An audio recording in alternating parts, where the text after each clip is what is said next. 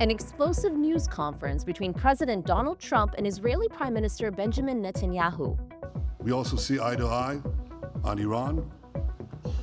That's the same Iran that tried to kill us both. They tried to kill you, Mr. President. They tried through their proxies to kill me. Trump plunging the most aggressive possible sanctions on Iran as he restores his maximum pressure campaign. Drive Iranian oil exports to zero and diminish the regime's capacity to fund terror throughout the region and throughout the world. So this is one that I'm torn about. Everybody wants me to sign it. I'll do that. It's very tough on Iran. And Trump's plan for the U.S. to take over Gaza. Today, Ambassador John Bolton, Trump's former national security advisor, joins us for a deep dive. No, this is just typical Trump confusion. He doesn't have a philosophy. He doesn't do grand strategy. He doesn't pursue policy in the way most people understand that terms. It's a lot of conflicting things that exist simultaneously in his mind. The Ayatollahs are on a charm offensive now. Javad Zarif is all over the press. I mean, other American administrations can fall for that kind of approach, but Trump didn't in his first term, and hopefully he won't in the second. I'm Negar Moshahedi, and this is Eye for Iran. Ambassador Bolton, thank you so much for joining us and for your time. Glad to be with you. We've got a lot of ground to cover today when it comes to Iran, the United States, lots of developments this week. But before we get into the analysis, I just first want to ask you, how are you doing?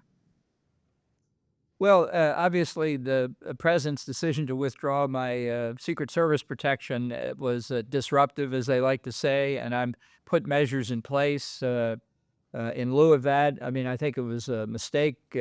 Trump knows himself. He's the target of the Ayatollahs for the elimination of Qasem Soleimani.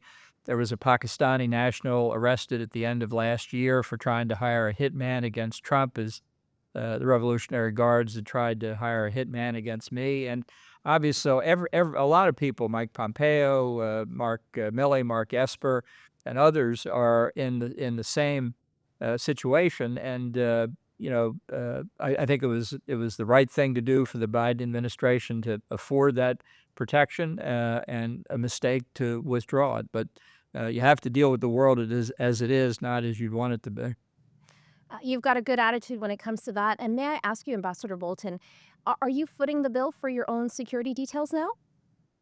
Well, I'm still working on arrangements for that, but it was certainly, I think, the right thing for the government to provide protection, whether Secret Service in my case or diplomatic security from the State Department for Pompeo and the Pentagon for the Pentagon officials. Nobody's entitled to it, that's for sure. But I think it's a bad signal to the Ayatollahs and to the rulers of other authoritarian states that if they threaten American officials for basically doing their job and can get away with it, it will have an effect on future American officials who will be worried about their own circumstances. What Tehran did with these threats against Trump and all the rest of us really is unprecedented in my experience, and it shows why they're still outside the pale of civilization in the behavior that they engage in. So if they think that they can intimidate the United States, it will simply accelerate the threat, not only for officials, but in the case of the U.S., members of the Iranian American community, the Iranian diaspora, same thing in Europe. It's a very dangerous thing to do. Now, Ambassador Bolton, do you feel that President Trump then sent a message to the Ayatollahs by doing this? How would you interpret it? Well, I think he was sending a message as much to his own current aides that if you leave government service and don't say nice things about him, that you could be in jeopardy too. And that's not good management, among other things. But it's intended to have an intimidating effect, and I think it shows a lot about Trump's character, basically. Now, President Trump said that he's left special instructions to, quote, obliterate Iran if they try and assassinate him. But then on Wednesday, he posted to social media that he wants Iran to be a prosperous nation, that claims that the United States and Israel were going to, bomb Iran to smithereens was an exaggeration, and that he would like a nuclear peace agreement. As his former national security advisor, someone who knows President Trump, is this part of some sort of grand strategy here, or what's the deal? What's going on here? No, this is just typical Trump confusion. He doesn't have a philosophy. He doesn't do grand strategy. He doesn't pursue policy in the way most people understand that terms. It's a lot of conflicting things that exist simultaneously in his mind. And the idea of a bigger deal, a deal bigger than the 2015 nuclear deal, was broached by the Europeans back in 2018 as a way to try and persuade Trump not to withdraw from the 2015 deal. And it would include ballistic missile programs, Iranian support for terrorism. And Trump said he would be interested in that, but that first he wanted to get out of the 2015 deal. I mean, the Ayatollahs don't want to make a real deal on the nuclear program. They absolutely would not make a real deal on the ballistic missile capabilities, and certainly not on their support for terrorism. After the past year plus now with Hezbollah, Hamas very badly damaged, the Assad regime in Syria overthrown, they're really on the back foot at this point. And so I think that Trump talking about a bigger deal is just because he'd be willing to do a deal on almost anything. I think the real key is it's accurate to say there's no disagreement between the people of the United States and the people of Iran. The disagreement's over the regime, and I think the people of Iran are a lot more upset about it most days than Americans, because they have to live under the corruption that's been exposed, the bad economic policies, and the risk they put everybody in Iran in by their aggressive behavior. Yeah, and after President Trump said that, Senator Lindsey Graham tweeted, quote, there is no such thing as a verifiable nuclear peace agreement with the Iranian regime, who are religious Nazis. I think the people who negotiated the 25th deal were living in a dream world if they thought they knew everything about Iran's program. And we don't, and to this day we don't. We know an awful lot. We certainly know enough that if the Israelis or the United States decided to destroy it, we would cripple it at a minimum. We know the sites, even those that are deeply buried. The risk is that Iran is doing cooperative work with North Korea in underground sites in North Korea that we're not aware of. So the performance that we need from a government like the one in Iran today, or frankly the government in North Korea, is to be fully open in terms of inspections, which they can't do because it would challenge the very legitimacy of their society. They can't be fully open about anything.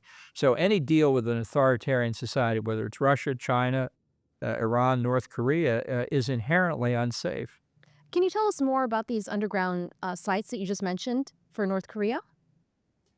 Well, North Korea does more with underground facilities than any country in the world. It's worried about American insight into their activities for a long time, and indeed there were reports in the press that North Korean experts in underground construction had been advising Hamas in the Gaza Strip for this incredible tunnel network that Hamas created there. Maybe the same thing would be true in Lebanon. We know North Korea has cooperated with Tehran on things like the nuclear reactor in Syria that was destroyed by the Israelis in 2007. It was a clone of the North Korean reactor at Yongbyon. And there's been cooperation in ballistic missile work because they're both using the same Cold War era Soviet Scud missile technology. So this cooperation goes back a long way, and the risk that there's cooperation that we have not uncovered, I think, is something we need to be concerned about. Wow, that's yeah, definitely. Well, let's talk about this memorandum, which before we started taping, you mentioned is a type of executive order here. It tries to block Iran's nuclear ambitions. It's encouraging allies to carry snapback UN sanctions. Of course, the goal of cutting Iran's oil exports, including that to China, down to zero. Given how far Iran has gone in terms of its nuclear ambitions, and the IAEA saying that it's even closer to a nuclear weapon. Does this memorandum or executive order, as it is, go far enough? No, I think this is simply an effort to restore what happened before the Biden administration in its effort to get back into the nuclear deal, weakened sanctions enforcement and allowed Iran to export a considerable amount of oil and petroleum related products that brought in revenues that enabled it to continue to arm its terrorist proxies and continue to work on ballistic missiles and nuclear weapons. I mean, I think there's not going to be peace and stability in the Middle East until the Ayatollahs are replaced. There's no doubt in my mind. I think the real issue right now, and presumably one that Trump and Netanyahu discussed in their private meetings, didn't talk about it publicly for good reason, but is whether Israel now will, at some point in the relatively near future, go after the Iranian nuclear weapons program uh, and try and destroy it. It's certainly very much on their minds. They've got worries about retaliation from Hezbollah's remaining missile arsenal and from Iran itself. But I don't think there's ever been a better opportunity for Israel and the United States to stop this global proliferation threat. It really isn't an Israeli problem. It's a global problem, as is North Korea's nuclear weapons program. And do you think that they're going to head in that direction, Israel and the United States? Well, I don't know how the discussions ended up, but this is something that, from a strategic point of view, as long as that threat remains for Israel, it is existential. It's a very small country, half a dozen nuclear weapons. There wouldn't be much left, and this is something that grows more acute as Iran's enrichment capacity expands, but it really exists right now. They could buy half a dozen nuclear weapons from North Korea, which has a number of nuclear devices available, and you'd be in danger in Israel or anywhere around the world subject to terrorist attack on that basis. Ambassador Bolton, was there anything new in this executive order? Well, I don't think it was new other than to say the situation is different now 4 years after Trump left office.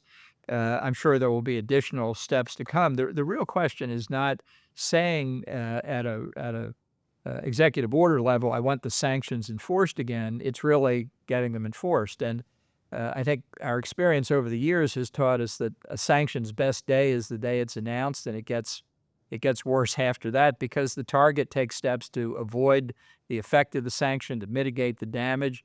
And honestly, we have not worked as hard as we can to prevent the targets from really escaping the full impact of the sanctions. That's something we need to do because, especially in the case of Iran, it depends on its export earnings from petroleum and related products for the vast bulk of its revenue. If you cut that effectively to zero, it could be a fatal blow to the regime. Yeah, and I guess one of the criticisms of the Biden administration is that they didn't actually enforce any of the sanctions there. Now, let's talk about China. Would they play ball here? Well, I don't think so. I mean, I look, China is an energy poor country, and getting petroleum from Iran has been critical for them. With the war in Ukraine, of course, now they're buying even more oil and gas from Russia than they did before. That's their preferred method. They're going to expand pipeline capacity directly from Russia overland into China. They don't have to load oil in the Persian Gulf and risk shipping it through the Indian Ocean that way. Uh, but they still need a lot more oil, and Iran is the most logical source. They're actually building Chinese are building a facility in Pakistan so that oil from the Middle East can be offloaded there and then shipped by pipeline north through Pakistan and then east to the coast of China. So they remain very worried, and that's why I don't think there's any realistic possibility China or Russia would agree to put pressure on the Ayatollahs at this point. And are any of the Gulf Arab states What are their feelings with regards to this pipeline that's going to go through Pakistan? Well, I think they are reluctant to give up the China market as a possibility, but I think they see that China and the West are coming into an increasing period of confrontation economically and politically. So they need to be very concerned about the existing American sanctions.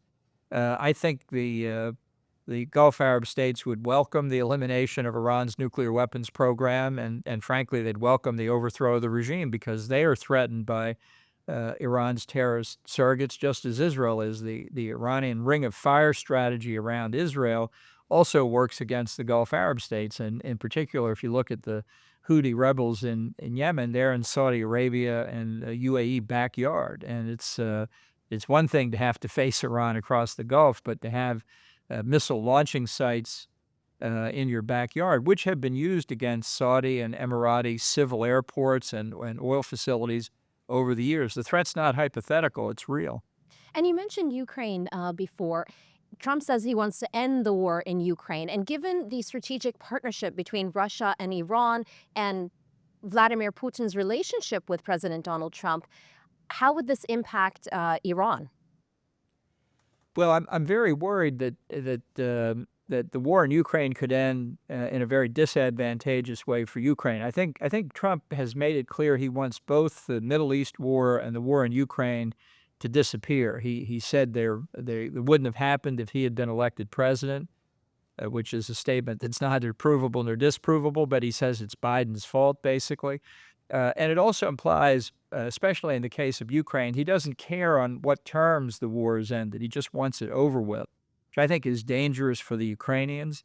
And if there were a ceasefire in Ukraine and there were some kind of negotiations, I think it would take the pressure off Iran and obviously off Russia as well. So it could lead to more trouble in the Middle East because the concern and the resources having to be expended in Ukraine would at least have been suspended. So this would embolden Iran in some shape or form. I think there's a risk of it. The fact is, Iran's proxies have taken a terrible pounding. I mean, Hamas and Hezbollah have suffered damage that would have been inconceivable just a short time ago, but they're not eliminated yet. And in Syria, although the Assad regime is gone and a new group has taken over, unfriendly to Tehran, this new group, Hayat Tahrir al-Sham, is not clear to me anyway that it really has renounced its terrorist origin. So the last thing that any of us need is a new terrorist state on the shore of the Mediterranean. That remains a very, very unstable and worrisome situation there. Yeah, there's a lot to unfold in the Middle East. Now, when Trump was signing this executive order on Iran, he said, quote, "This is one that I am torn about. Everybody wants me to sign it. I'll do that. It's very tough on Iran." Now, there's a lot of debate. Some people were saying that he wasn't tough on Iran when he was saying things that, I'm torn about it. What's your take on it? Why would he say something like that? What kind of message is he trying to send? Well, I think there's a risk with Trump that he'd negotiate anything with anybody, and the idea that he believes he's the best deal maker in the world. He wrote a book called The Art of the Deal. Is something that should trouble us because he doesn't really understand fully what's at stake here. And the Ayatollahs are on a charm offensive now. Javed Zarif is all over the press saying they want to have negotiations. Uh, it disguises, I think, how fundamentally weak the regime is internally. I think it's at its weakest since the revolution of 1979. And it wouldn't take too much to see the regime fragment at the top. I think that's one reason they want to try to get another nuclear agreement in place so that they can get off the sanctions, then violate the agreement and proceed to nuclear weapons. The idea, obviously, is to have the best of both worlds, and that's what we should resist. Speaking of this charm offensive, we've got the president of Iran and Iran's foreign minister, Abbas Araghchi, saying that if President Trump just wants us to halt our nuclear ambitions, this should be achievable and easily done. Now, of course, we need to balance that by saying that still Iran hasn't been able to explain its past secret activities and the IAEA says that they're closer to a nuclear weapon. What do you make of all of this in terms of that charm offensive that you just mentioned? Well, there's no evidence whatever that Iran has made a strategic decision to give up nuclear weapons. What they want is to be freed from the sanctions and the fear of an Israeli or Israeli-American attack on the nuclear program itself. So they'll say almost anything to buy time, to try and buy security. And they were very successful with the Biden administration to have protracted negotiations in the first 2 years of the Biden administration in particular, while the sanctions enforcement dissolved, and they were able to get somewhat back on their feet economically. I mean, other American administrations can fall for that kind of approach, but Trump didn't in his first term, and hopefully he won't in the second. And now, the 2025, the Middle East is very different than Trump's first administration. You've got Assad out. You've got Iran's air defense systems completely knocked out by Israel. You've got Iran's proxies severe. They're not out, but they're severely weakened. So it's a very different Middle East than 2016. Do you suppose that Trump is going to go back to the president he was in 2016, or are you going to see a different version of Trump this time around?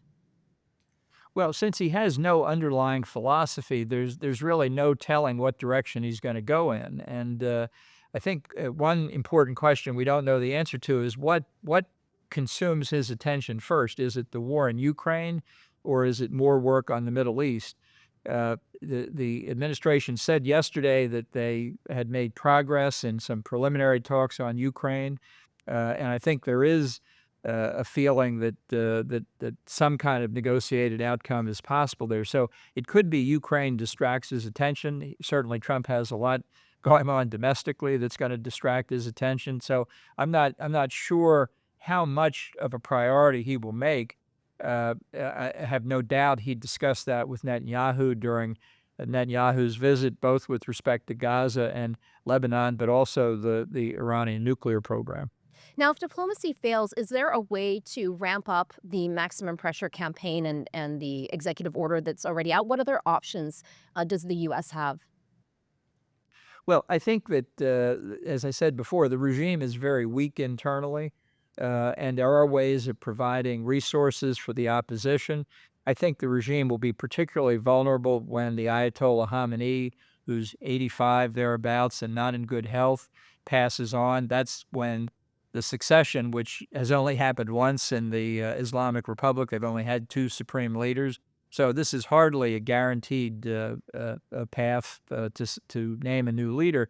That's where you could see fragmentation at the top within the Ayatollahs, within the Revolutionary Guard and the conventional military. And if the people at that point began to come out on the streets, I think that regime is a lot more fragile than people think. And just to conclude, Ambassador Bolton, Donald Trump's plan for Gaza, with the U.S.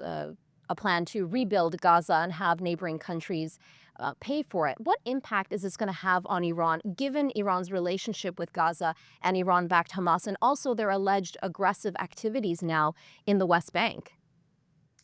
Right. Well, I think there are two issues that Trump has raised. One is exactly what the American role will be. I think the chances are between slim and none that the U.S. will take control of the Gaza Strip or even participate in the rebuilding. The real issue is what to do with the residents of Gaza who have lived in a high-rise refugee camp for a long time. It's not an economically viable strip of territory as long as there's turmoil in the Middle East. Maybe someday it can be another Riviera, but that's a long way away. And in the meantime, you get 2 million people in Gaza that have to be accommodated. I think the real humanitarian answer is resettlement, because if you simply rebuild Gaza, you're going to recreate all the problems that led to October the 7th.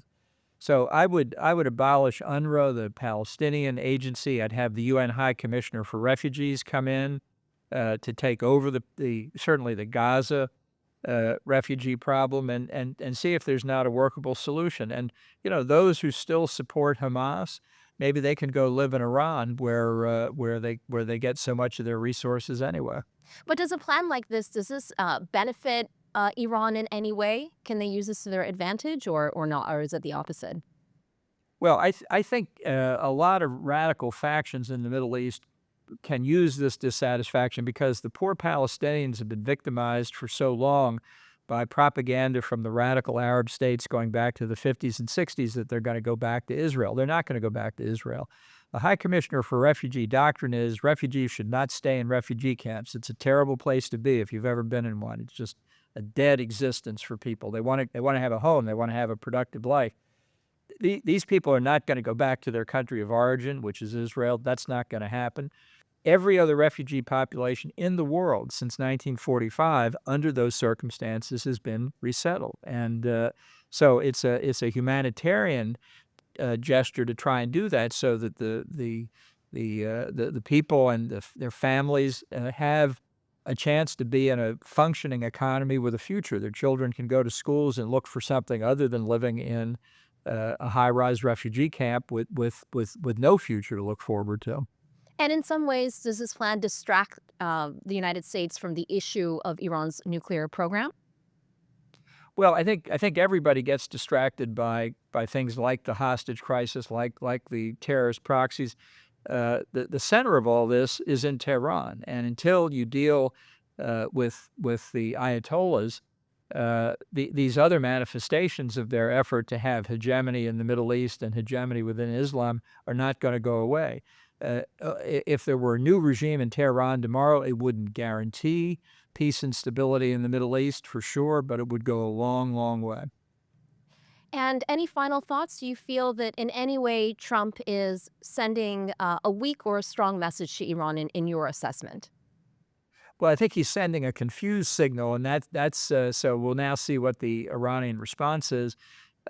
It is going to be a very difficult period. I think there are many challenges that the U.S. faces around the world, and there's a question for any president, but especially an incoming president, if he has the capacity to deal with it all at once. We could see a challenge by China for its own purposes in the South China Sea that could become a crisis very quickly. So there's a lot going on, and there's a lot going on domestically for Trump too. It's a very busy period, and that's always a risk. And as you mentioned before, that confused signal comes from a lack of philosophy in your view and not some sort of grand strategy here. Yeah, I can assure you there's no grand strategy. It's sort of what comes into his mind at any given time. Thank you so much for your time, Ambassador John Bolton. Glad to be with you. Thanks for having me.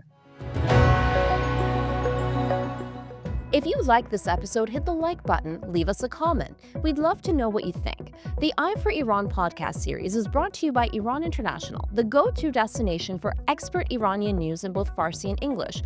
For more, head to our dedicated English website, iranintl.com/en.